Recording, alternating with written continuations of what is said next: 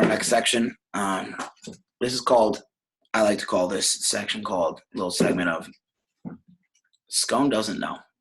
Okay, little guy thinks he knows. No, he doesn't. He thinks he's like a little, just because he's short, he thinks he's like a small little wizard. Oh, okay, there. Okay, still new to this bad boy. Let's see. I got a new share. Here we go. There we go, baby. Still new to this technology thing, but the podcast, we cooking, boys. Okay, next we're gonna dive into the segment called Scone Doesn't Know. Little guy short, he thinks he's like a little grand wizard or something like that, a little gremlin, a little goblin or something like that. He's a gnome, okay? He's not a gremlin, he's not a goblin, doesn't have any powers, he's a gnome, okay? He's a garden gnome. He scares off the fucking rabbits that eat your lettuce and your onions and your fucking I'm sorry, Scone. Us New York brothers got to stick together. But so this is the rundown. People didn't really understand this. I woke up. It was me and JD versus the world. We were told that we didn't know what we were talking about. We said that we were crazy. We were lunatics.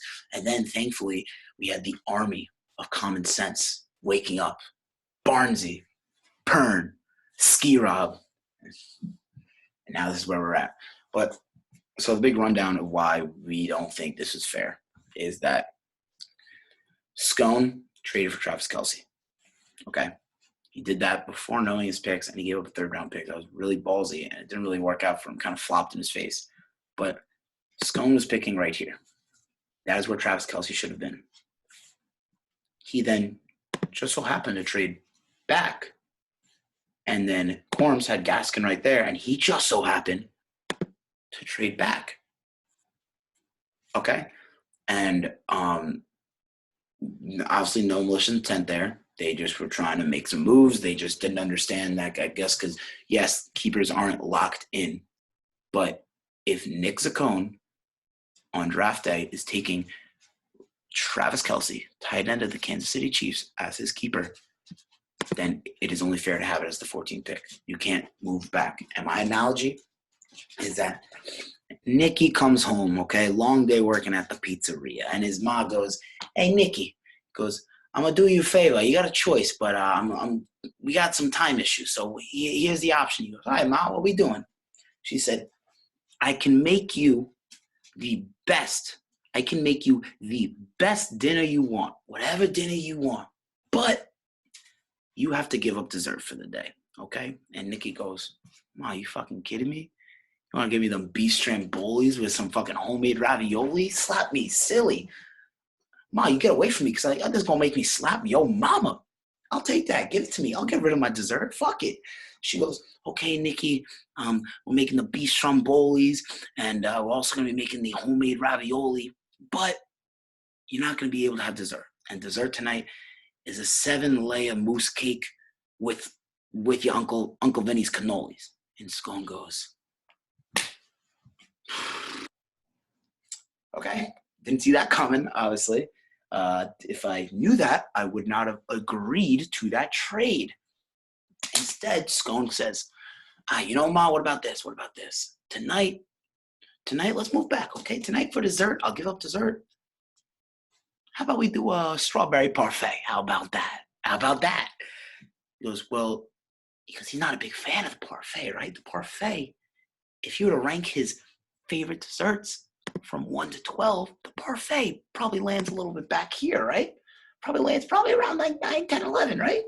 Okay, I'll give up the parfait, but let's have the chocolate mousse and the shrimp and the cannolis tomorrow, Ma. Let's do that.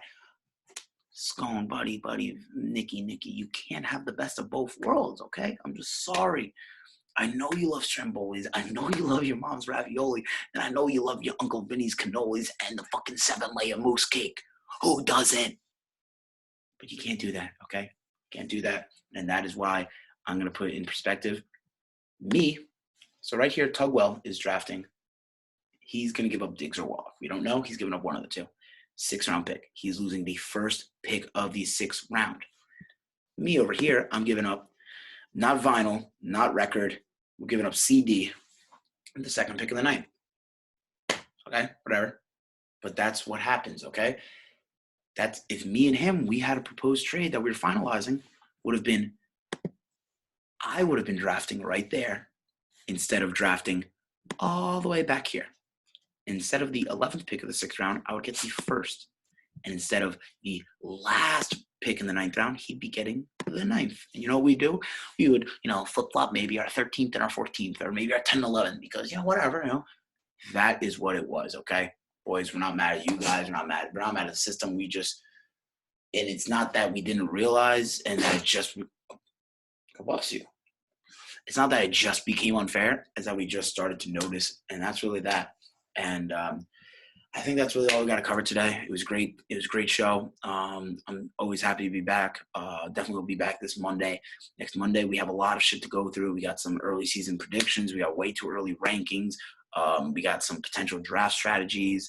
I'm going to be calling in Sconebaum. He's going to let me know on any updated rumors, any type of possible trades, any different maybe leaks that he might see that someone wants to maybe pick the knowing of someone picking someone. And as well, we're going to add Pixar, not just Pixar, animated movies top 10 with special guest Jimmy Barnes. Make sure to see it. Make sure to be here. Let me go back to stop sharing the screen. How do you stop doing that? Stop share. There we go. Okay, so it was a great show. We're gonna have Scone on next time to show us exactly what's going through, what the whirlwinds, the trade whirlwinds, who we think is gonna get chosen, and we're also gonna have Jimmy Barnes here. Animated movies, top 10. Gonna have a great show. Better not miss it. And I'm signing off as your host. I'll say once again, catch you boys on the flip side.